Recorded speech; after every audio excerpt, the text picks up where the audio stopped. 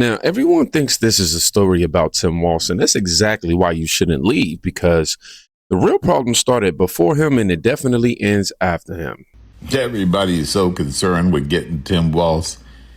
What about the fucking people that actually cleared him to be vice president of the United States? What about the people that looked into that and they couldn't find it, but a 23-year-old could? Why aren't all those motherfuckers in jail? And why aren't you guys talking about that? I know that's right. Look how clean that question is. Not emotional, not racist, not conspiracy. You know what I'm saying? Just procedural, because it's the quiet part nobody ever wants to say out loud. You don't stumble into that position. You know, you don't accidentally get cleared. You don't get wade through unless someone upstream says, you know what? Yeah, I think he's good, right? And the left hates questions like this because questions don't care about narratives. They never do. So let's start with a story that gets uncomfortable real quick, with something small, something funny, something they hope, you never laugh at and move on. I mean, Quality Learning Center, they had 90 violations. Stop calling it Quality Learning Center. That's what it is. Quality Learning Center. and they leered their lesson. Fuck. Okay. I mean, Quality Learning Center, they had Quality Learning Center. He said they leered their lesson. It's funny. You know what I mean? It definitely is meme gold right there for sure. And definitely intentional, because humor is how corruption hides in plain sight. And we got to give a huge shout out to Nick Shirley, man. I will make sure he's credited in the comment section. Huge shout out to him. But 90 violations, that isn't a punchline. It's a warning label, if you will. But the left wants you to, wants you stuck laughing at the typo of the Somalis Learning Center, not asking why the checks kept clearing at all. Now, I want you to watch what happens when the jokes turn into paperwork, and paperwork turns into consequences. Chair recognizes Ms. Luna. Thank you, Chairman Comer. Honorable Robbins, based on your record before your committee, when did Governor Walz first become aware of widespread fraud in Minnesota social service programs? I would assume that he has been aware of it since he ran for office for governor in 2018. By 2017, DHS investigators warned CCAP fraud could exceed 50%. What was that information elevated to the governor's office? Yes, there was an OLA report. Thank you, ma'am. By 2020, state officials knew feeding our future invoices were fraudulent. We know that payments continued to the AG's knowledge. Did they continue to the governor's knowledge as well? Yes. Attorney General Ellison agreed on tape to fight Minnesota's own Department of Human and Health Services in exchange for Somali political and financial support.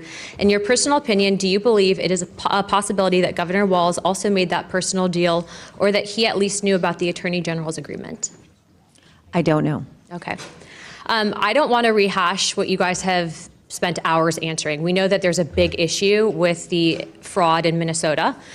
So on a number of things, I'd first like to point out, thank you for being here today, but because of your testimony and because of some of the evidence that we've seen brought forward, as well as I'm sure the fact that this committee, I assume, at Chairman Comer's direction, will be soon subpoenaing AG Ellison, I would like to make criminal referrals regarding Governor Walz as well as AG Ellison.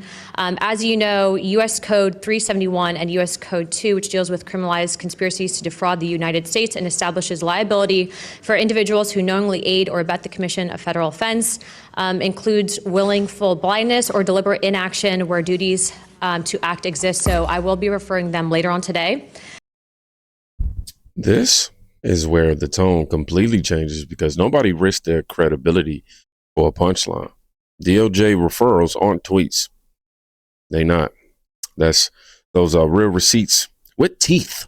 And notice, this isn't one rogue actor, it's a system that stayed quiet until it couldn't anymore. And if anyone says, yeah, but that's just politics, good. Let's remove politics entirely then. This was definitely the most egregious thing I have seen maybe in my whole time working at OLA. Office of the Legislative Auditor released a damning report finding state employees fabricating records to cover up mismanagement of money, tax money. It's another black eye for the State Department of Human Services. 27 years with the Office of the Legislative Auditor, a statement like that from Judy Randall means something. After past suspicions, she says her most recent audit proved state workers were fabricating documents to cover up mismanagement of taxpayer money. So these documents should exist. They didn't. We asked for them. All of a sudden, they now exist. And in at least one case, it was created wholesale and backdated by 2 years to give the impression that it had always been there and been done on time. The OLA audited the Behavioral Health Administration within the Department of Human Services, which issues grants, nearly $200 million of taxpayer money each year to addiction and mental health service providers. But the audit found BHA was not making sure those providers were doing the work. BHA didn't conduct the site visits. Our auditors went and conducted the site visits that BHA should have done. And we identified serious concerns that services weren't being provided. One of the grants examined by OLA was $1.6 million issued to the Wellness Collaborative through Zion Baptist Church in North Minneapolis. According to the OLA report, BHA didn't have documentation to give auditors to show that the services were rendered. What's more, the audit says the grant manager directly profited by leaving BHA and months later providing consulting services to the Wellness Collaborative for the grant she managed, which Randall says is not illegal. But I think it raises a bunch of ethical questions at the very least. Representatives at Zion strongly dispute what BHA and DHS told the auditors. They tell KARE 11 DHS sought them out for the grant. They provided services which DHS workers witnessed. They gave DHS documentation, and they say now they believe they're being scapegoated. The former grant manager told KARE 11 any wrongdoing falls squarely on DHS. Conduct a monitoring visit to make sure the services are actually being provided. These aren't rocket science types of things. Perhaps most frustrating, this was the second audit of the Behavioral Health Administration, and many of the problems found were repeat problems. What is it like to see these problems, make these recommendations, and nothing is done to fix it? It's exhausting. It's exhausting. Governor Tim Walz's office says they're grateful for the auditor for her work and for identifying these serious issues. And Democratic Senator Melissa Wickland, who chairs the Health and Human Services Committee, says that it's clear that DHS has not taken actions to fix these problems as they had portrayed to the senator.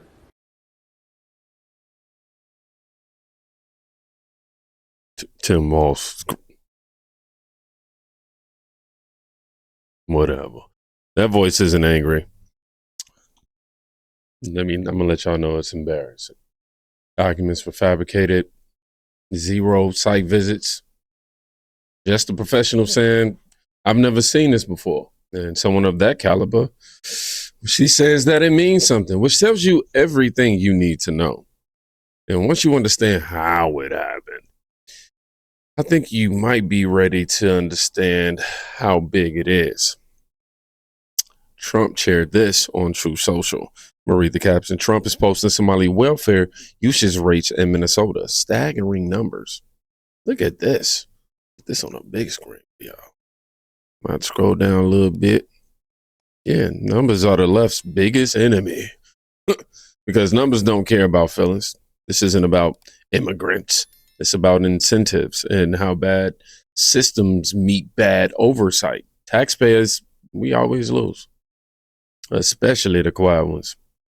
Now, here's the part where the conversation usually gets shut down. Oh, by the way, take y'all time to pause the video if you got to, so you can, oh, wait, you know what? This will probably be better.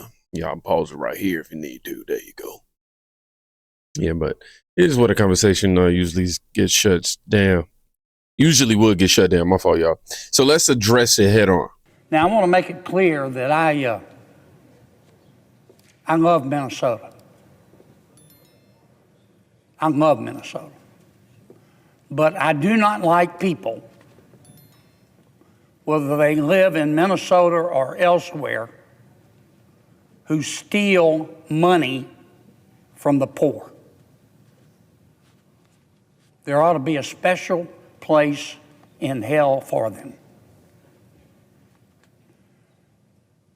By now, unless you are still living in your parents' basement playing video games, you know that there has been massive welfare fraud in Minnesota. It's staggering, it's stunning, it's astounding. It may rise to the level of $9 billion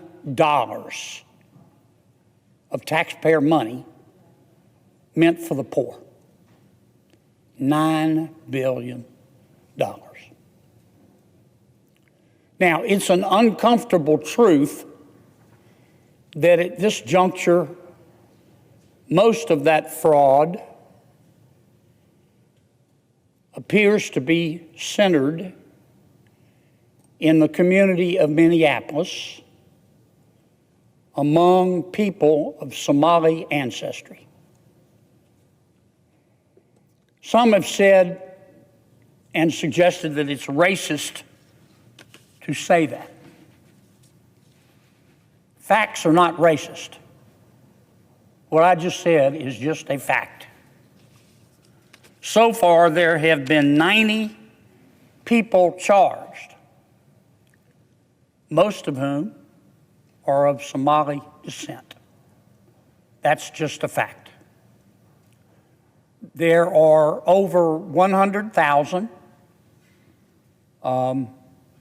people of Somali ancestry in Minnesota, most of them in the Minneapolis-St. Paul area. And the vast majority of them vote in a bloc, as is their right. And a vast majority of them vote in a bloc for Democratic candidates, as is their right. Some will say Kennedy's being a racist for pointing that out. Let me say it again. Facts are not racist. They're facts. Now, notice what he didn't say. He didn't say hate anyone. He didn't tell anybody to target anyone. He said facts still matter.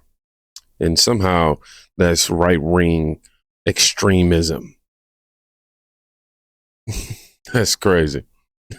That's a right-wing idea now, right? And once facts matter again, patterns start to stand out. So do you know who the last white girl to get unalived by law enforcement in Minneapolis was before Renee Good? No, you don't. And I bet you don't know that the person who did it was the first Somali police officer in the entire United States, and that they were convicted of murder, and it was later overturned by the Minnesota Supreme Court, and they only served a couple years. Bet you didn't know that, did you? So do you know who the last... Wow. Same city, same tragedy, very different reaction.